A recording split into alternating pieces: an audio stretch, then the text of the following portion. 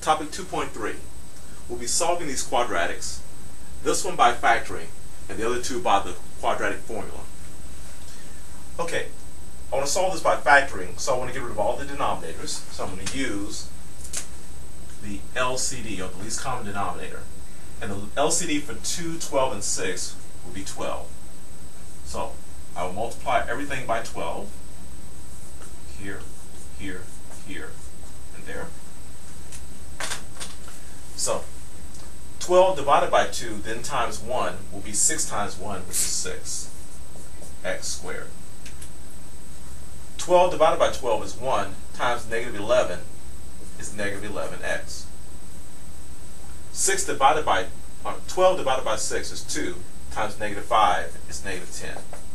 And 12 times 0 is 0. Now that I've removed all the fractions, I want to try to solve this by factoring into two linears.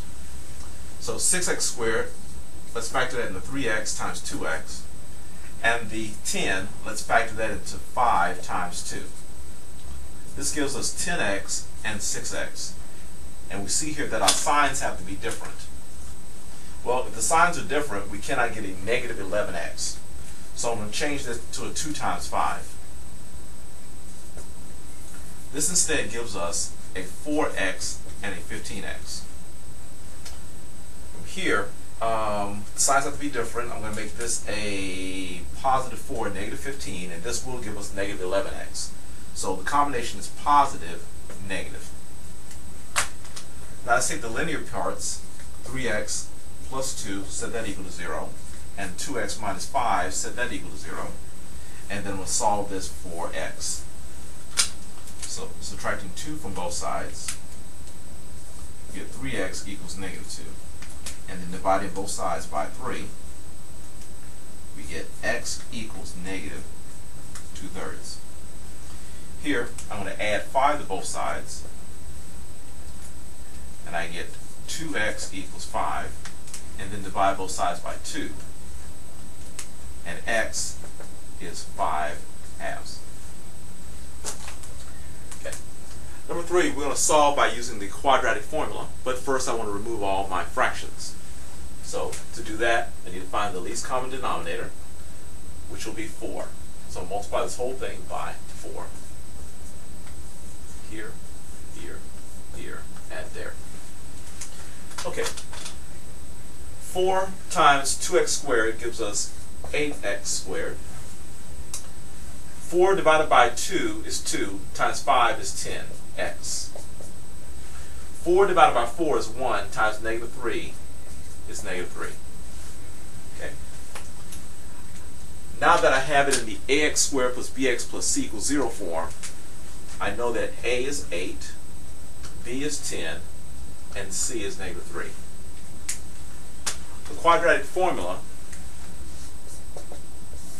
is the opposite of b, which is negative 10, plus or minus the square root of b, which is 10, squared, minus 4 times a, which is 8, and c, which is negative 3, all over 2 times a, which is 8. Okay, we're going to start simplifying this by going through the order of operations. First will be powers, then we'll do multiplication, and then any addition or subtraction. So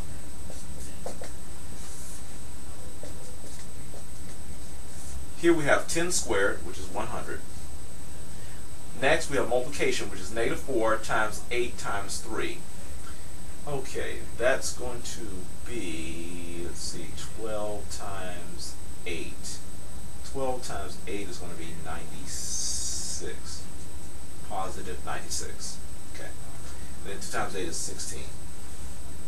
Okay. Now that the powers are done, the multiplication is done, now we're going to work on the adding, subtracting. So we have a 100 and a positive 96. That's going to be 196, negative 10, plus 196 all over 16. 196 is a perfect square. It's 14. So negative 10 plus or minus 14 all over 16. Now we're going to divide this. We're going to break this into two pieces. Negative 10 plus 14 over 16. And negative 10 minus 14 over 16.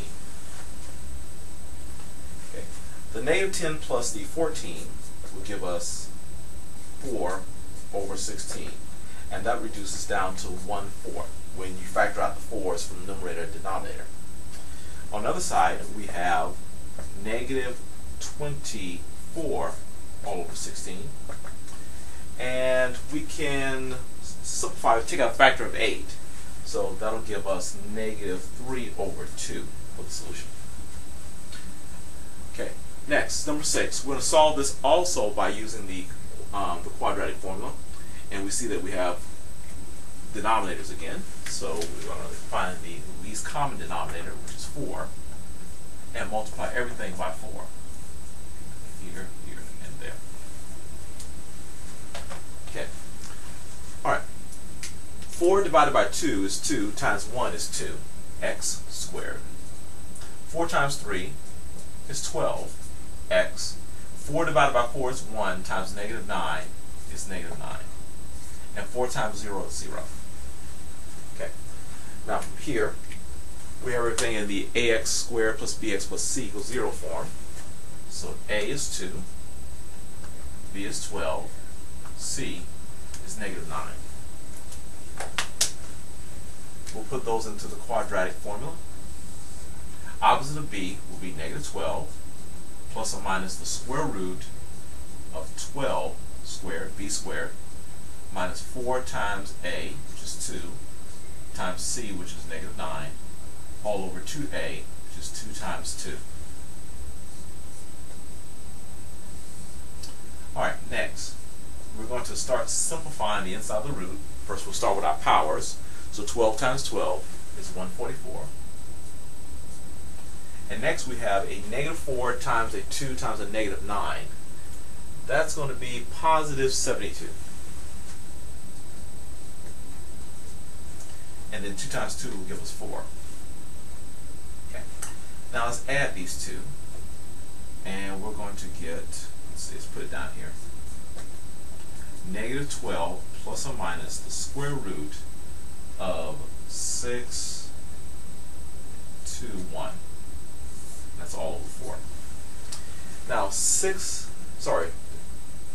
216, that's not a perfect square. So I'm going to factor that and find some perfect squares in there. So 216, we can break that down into, let's say, 2, and that'll be 108. Break that down into 2 again, that'll be 5, 4. Break that down into 2 again, and that'll be 2, 7. Break that down into 3 and 9, and break that down into 3 and 3. So we have pairs here, and we have pairs there. So that's a 4, that's a 9, and so that's 36. Okay. From here, we're going to simplify the 216